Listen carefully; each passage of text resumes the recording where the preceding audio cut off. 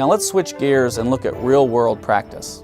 Let's look at practice patterns of non-standard imatinib dosing for GIST. We can see by the abstract by Pisters et al. That in the reGISTry study of 613 patients receiving imatinib, non-standard dosing was observed. The primary reason for non-standard dosing was either toxicity or progression of disease. Data related to these factors for evaluation of risk of recurrence included tumor location, size, mitotic count, and these have all been collected prospectively. The reGISTry has shown that a decision-making for treatment does not always incorporate these factors. Additional effort is needed to ensure that clinicians are obtaining the necessary information to truly risk stratify patients. The key takeaways from this poster were better recognition of the importance of dose intensity and side effect management in order to improve clinical outcomes.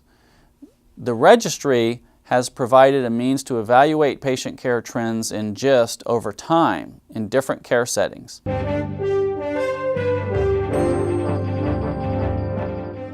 Data from the reGISTry was also presented by Trent et al. In the adjuvant imatinib registration study, patients received imatinib 400 milligrams for 1 year.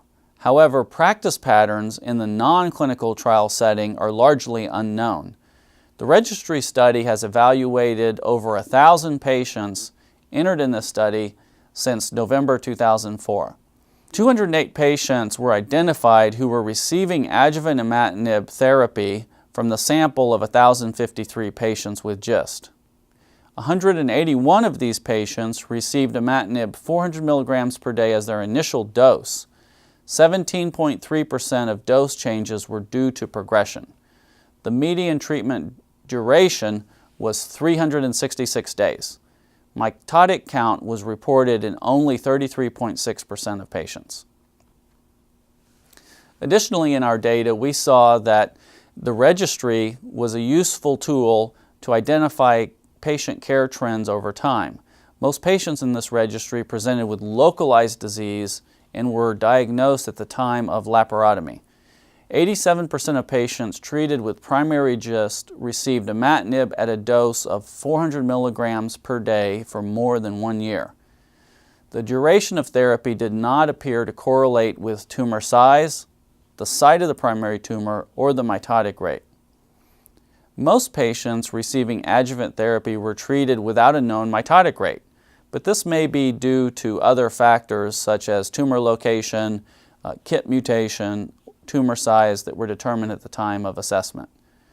Adjuvant imatinib in the treatment of most patients with GIST does not appear to be based on standard published risk factors, and imatinib experience in the community and academic centers appeared fairly similar.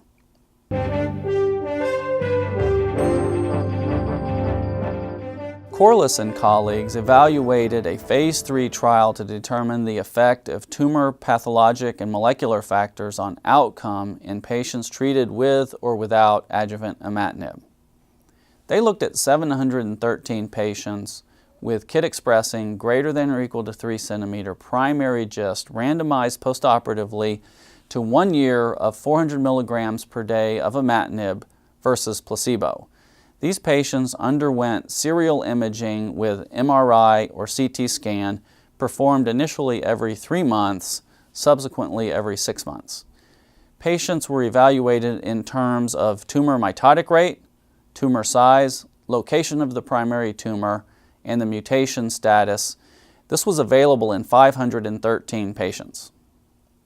The Z9001 trial represents the largest cohort of adjuvant GIST patients for whom follow-up data is available. Risk of recurrence in untreated patients is related to the mitotic index with a hazard ratio of 17.2, but also KIT exon 11 mutation as compared to wild type, small bowel primary tumor location, and tumor size. 12 months of adjuvant imatinib led to a statistically significant delay in recurrence in the KIT exon 11 mutant, but not so in the wild-type tumors. More data are needed to define the impact of adjuvant imatinib on recurrence of the exon 9 mutant tumors. The Miatenin criteria for risk stratification remain valid even though newer microscopes with larger fields of view are currently being used. Ultimately, tumor pathologic features and mutation status are both prognostic and predictive for recurrence-free survival after surgical resection of primary GIST.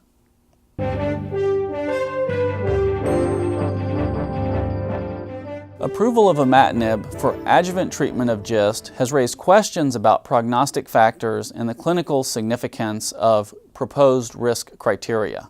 Rutkowski and colleagues evaluated the influence of the Joensuu risk criteria and several clinical pathologic factors on disease-free survival in a prospective tumor registry series consisting of 567 consecutive patients diagnosed with primary gastrointestinal stromal tumor resected with a curative intention.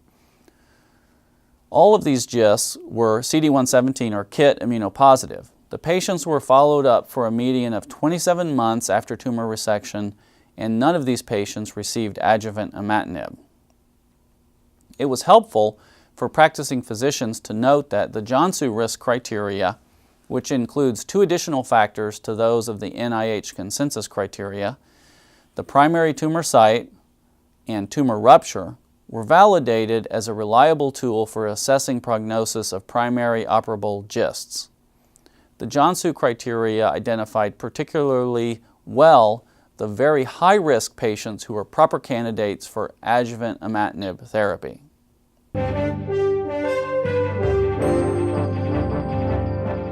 Other interesting data presented related to the coexistence of GIST in patients diagnosed with desmoid tumor. Anecdotal reports of individuals with both GIST and desmoid tumor led to this evaluation of a larger cohort. Dumont and colleagues reported that there was a statistical evidence that there is a relationship between the development of GIST and desmoid tumor. These cases highlight the importance of recognizing the coexistence of desmoid tumors in patients with GIST that could masquerade as a recurrence. At this stage, the relationship between these 2 tumors is not clear, and further investigations are needed to understand the link and to evaluate the possible risk factors for multiple tumors in patients with GIST.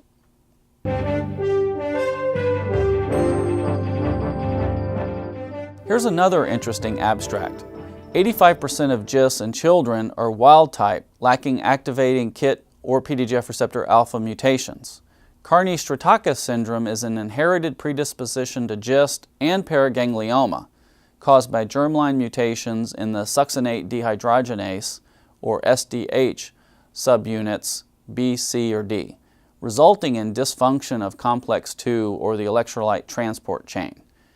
Janeway and colleagues reported that complex II activity was absent, comparable to levels seen in SDH mutant paragangliomas, in KIT and PDGF receptor alpha wild-type GISTs lacking somatic SDH mutations or deletions.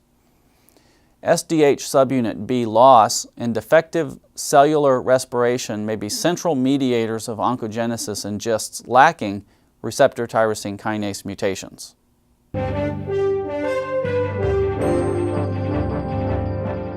Let me conclude with a few thoughts on the direction of GIST in the future. As you've seen from these posters and presentations from ASCO in Chicago this year, it's clear that the field of GI stromal tumor is advancing rapidly. We've seen several posters and presentations which has clearly shown us that patients with metastatic GIST should remain on tyrosine kinase inhibitor of some sort for the rest of their life. Additionally, this study is giving us subpopulations of patients that may be at particularly high risk for developing resistance. There's also new information on new drugs that are being developed to treat patients with advanced GIST. These include nilotinib, and you've seen that nilotinib from these presentations clearly has clinical activity in patients who are imatinib resistant, sunitinib resistant, and these patients have benefited from this therapy. We've also seen several presentations on patients that might have other types of cancer in addition to GIST. patients may have a risk for desmoid tumors, or there may be a subpopulation of wild-type GIST patients who are at risk for paragangliomas in the setting of Carney-Stratakis syndrome. This is critical because a patient may, in fact, when a patient may have a recurrence, in fact, this recurrence may not actually be a GI stromal tumor. Instead, this recurrence could be a different type of cancer, such as desmoid tumor or paraganglioma. So I would encourage one to consider a very low threshold for biopsying a suspicious recurrence, particularly if it's not consistent with the clinical pattern of GI stromal tumor. I'd like to thank you for reviewing these data with me today. I would also encourage you to look through all of the abstracts presented at ASCO in Chicago and review some of the actual investigator video and audio interviews contained within the GIST section on OncuView.tv.